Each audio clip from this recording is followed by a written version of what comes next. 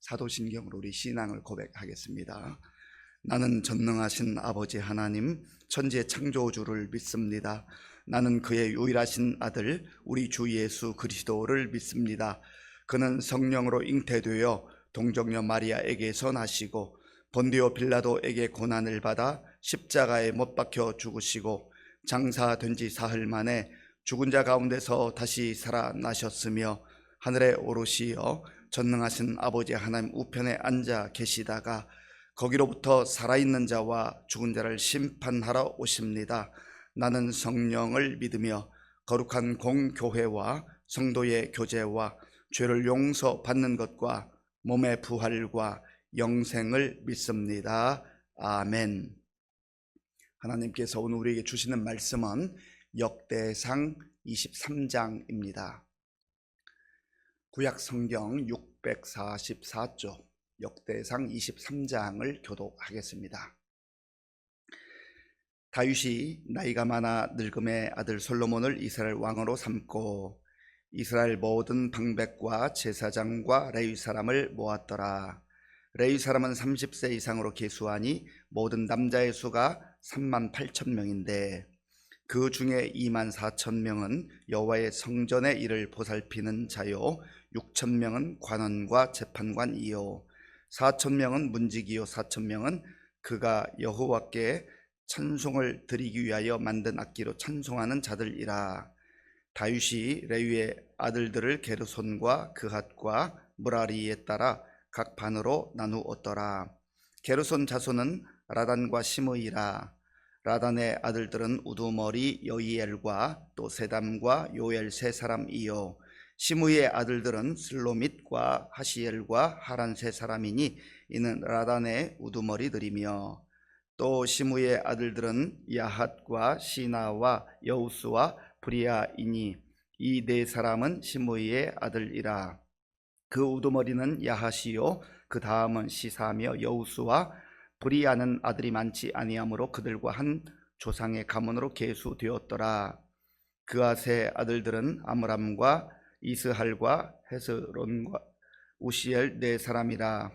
아므람의 아들들은 아론과 모세이니 아론은 그 자손들과 함께 구별되어 몸을 성결하게 하여 영원토록 심히 거룩한 자가 되어 여호와 앞에 분향하고 섬기며 영원토록 그 이름으로 축복하게 되었느니라.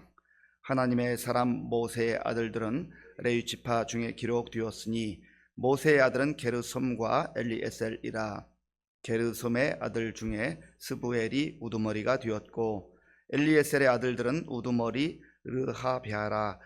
엘리에셀에게 이 이외에는 다른 아들이 없고 르하베아의 아들들은 심이 많았으며 이스알의 아들들은 우두머리 슬로므시요 헤브론의 아들들은 우두머리 여리야와 둘째 아마랴와 셋째 야하시엘과 넷째 여가무암이며 우시엘의 아들들은 우두머리 미가와 그 다음 이시야더라.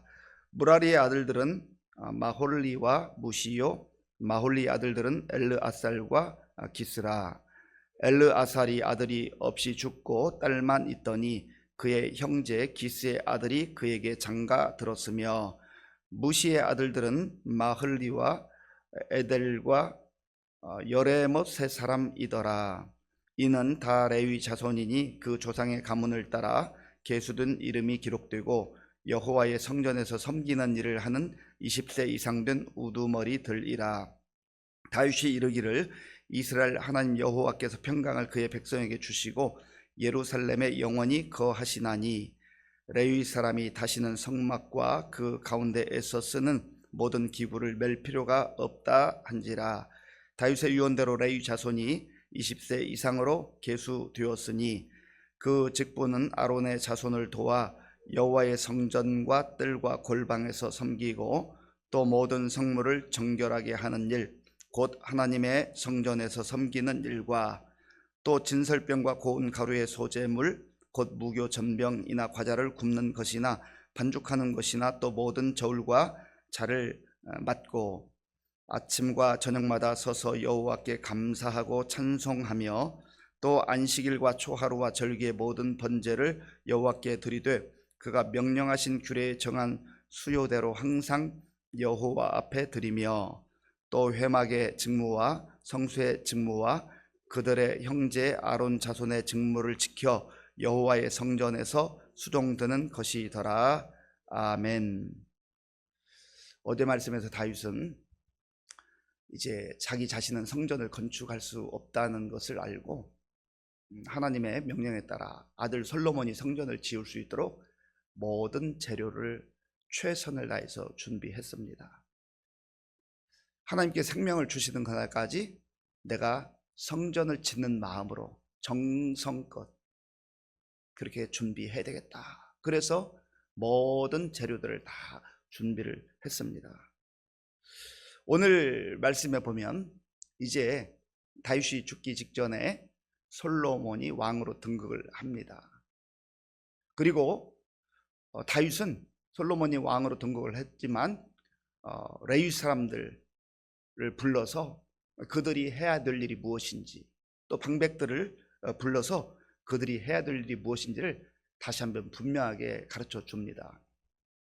이 전환기라고 하죠. 전환기, 혹은 개인에게 있어서는 전환점이 되었다, 그런 얘기 했는데, 이 리더십이 교체되는 시기가 어느 공동체든 중요합니다. 리더십 교체가 잘못되면 국가 공동체가 흔들리고 위험한 상황에 빠지기도 합니다. 교회 공동체도 마찬가지고요. 또 가정도 그래요. 부모님이 살아 계시는 동안, 또 할아버지 할머니가 살아 계시는 동안 그 가문에 그 위험이 있고 그 분위기가 있는데, 또 그 자녀 손들이 리더십을 잘 이어받지 못하면 그 가정이 흔들리는 경우를 보게 되는 겁니다. 이건 어느 공동체든지 마찬가지예요. 그래서 다윗은 자기가 40년 왕 위에 있으면서 최선을 다했지만, 그러나 하나님 생명을 주실 때까지 이제 왕 위는 아들 솔로몬에게 넘어갔지만 내가 무엇을 할 수 있을까? 끝까지 최선을 다하는 거. 이거는 어떤 개인적 욕망에 따른 그런 일이 아니었습니다. 철저하게 내가 혼신의 힘을 다하여서라도 하나님께서 세우신 이 나라, 그 왕권을 세워야 되겠다. 본문 1절 2절을 제가 읽겠습니다. 다윗이 나이가 많아 늙음에 아들 솔로몬을 이스라엘 왕으로 삼고 이스라엘 모든 방백과 제사장과 레위 사람을 모았더라. 아멘. 솔로몬이 왕이 되었고 2절에 보면 방백들과 제사장과 레위 사람들을 모았더라. 모으기 전에 다윗은 많은 생각을 했을 겁니다. 지난 날을 돌아봤을 거예요. 내가 이제 세상을 떠날 날이 얼마 남지 않았구나. 인간이 천년만년 그 왕위에 있을 것 같지만, 그러나 하나님께서 허락하신 그 기간 동안만 있는 거죠. 이제 내가 떠날 날이 됐구나. 그래서 사람은 그 과정을 중요하게 잘 또 살아내야 되겠지만은 마무리가 중요해요. 유종의 미라고 하잖아요. 하나님이 부르시면 언제든지 가야 되는구나. 그 왕좌, 왕권, 사람들은 거기에 집착하잖아요. 그래서 떠날 준비를 못해요. 그러나 우리는 나그네 같은 이 인생 속에서 하나님 부르시면 언제든지 가야 된다. 그걸 다윗은 안 거죠. 그리고 지금 방백들을 부르고 레위 사람들, 제사장들을 다 불렀습니다. 부른 이유가 무엇입니까? 방백들이 이 솔로몬을 잘 받들고, 또 무엇보다도 하나님이 원하시는 나라와 민족을 이루어가라, 하나님이 원하시는 그러한 국가를 세워라 하는 그런 것을 당부하기 위함 아니겠습니까? 그런데 오늘 본문에 보면 특별히 제사장들과 레위 자손들에게 당부하기도 하고, 또 그들의 조직을 재정비하는 그런 모습을 보게 됩니다. 3절을 제가 읽겠습니다. 레위 사람은 30세 이상으로 계수하니 모든 남자의 수가 38,000명인데 아멘. 레위 사람들, 특별히 이들은 그동안 광야길을 걸으면서 장막, 성막을 운반했던 사람들, 그리고 그곳에서 하나님께 제사를 드릴 때 모든 기구들을 관리했던 사람들입니다. 국가가 제대로 정비된다고 하는 것은 다른 외형적인 모습도 중요하지만, 특별히 다윗이 생각했던 것은 하나님께 드리는 예배가 올바로 서야 된다, 예배가 올바로 드려져야 된다 하는 것을 그 중심에 생각한 겁니다. 그래서 레위인들이 자기들의 사명이 무엇인지, 자기들이 해야 될 일이 무엇인지, 어느 위치에 있어야 될 것인지, 그래서 그 모든 것들을 정비하는 거예요. 그래서 다윗은 이 레위 자손들 가운데에 이제 그 반차별로 모든 그들이 해야 될 일을 이제 세워주는 겁니다. 자, 6절 보세요.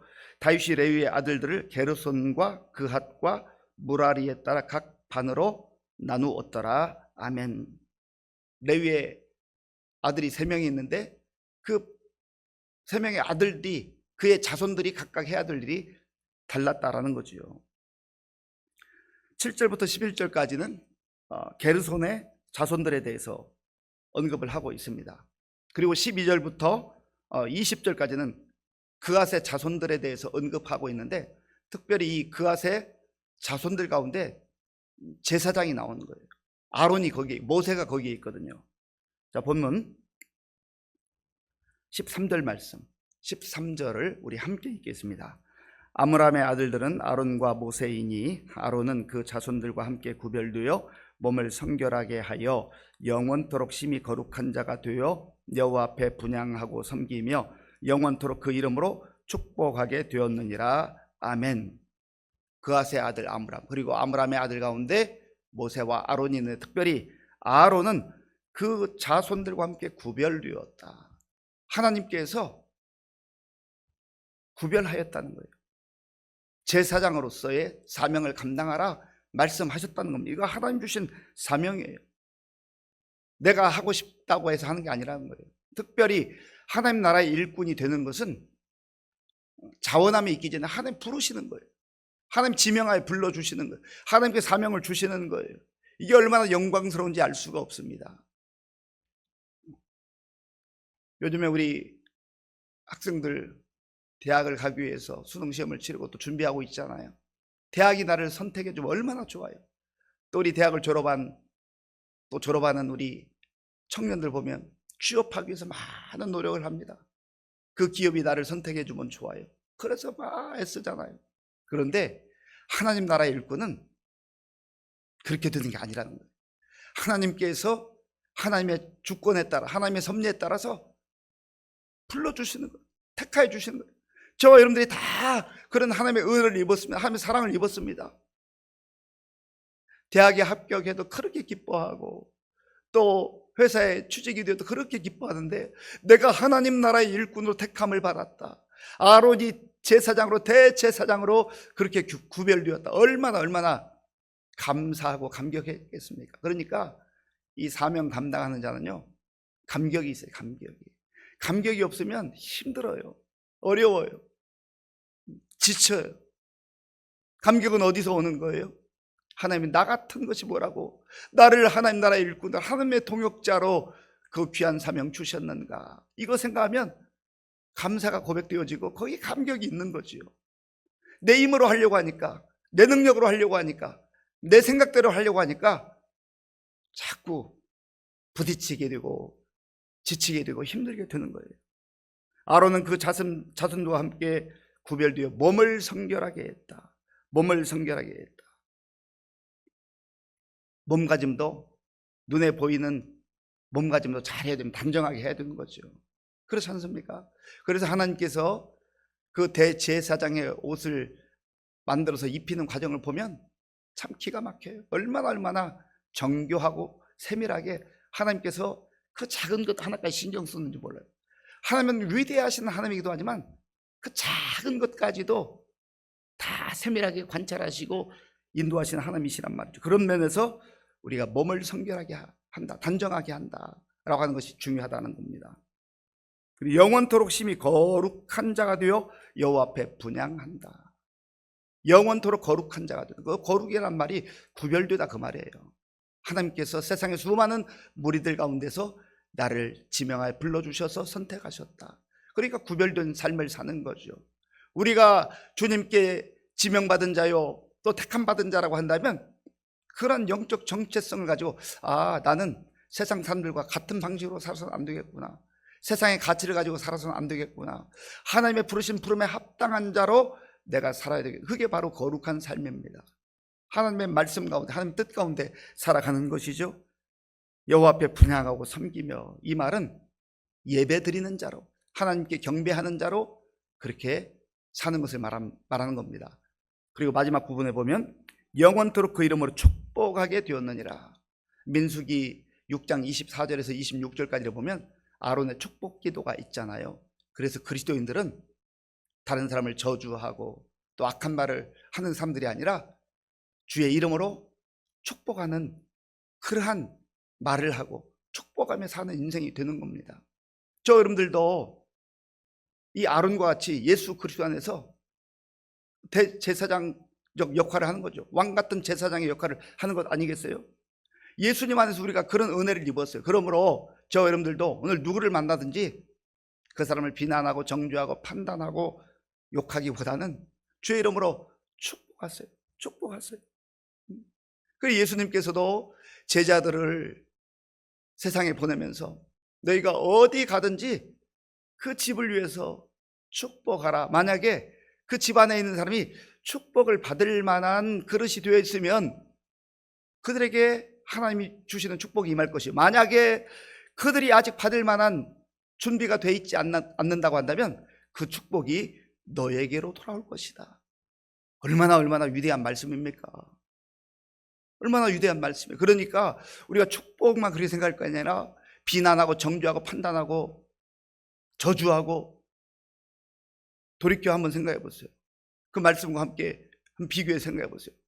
그 사람이 만약에 받기에 합당하다고 하나님 판단하시면 그렇게 하겠지만, 너가 오판하고 네가 시기하고 네가 영적으로 무지해서 그렇게 한다면 그것이 너에게로 돌아올 것이다. 성경에 그렇게 구체적으로 말은 하지 않지만, 그러나 잠언에 보면 죽고 사는 것이 혀의 권세에 달렸나 말씀하고 있잖아요. 그런 면에서 저와 여러분들이 예수 그리스도의 왕 같은 제사장들로서 가장 가까이 있는 특별히 가족들을 많이 축복하세요. 주의 이름으로 축복하는 거예요.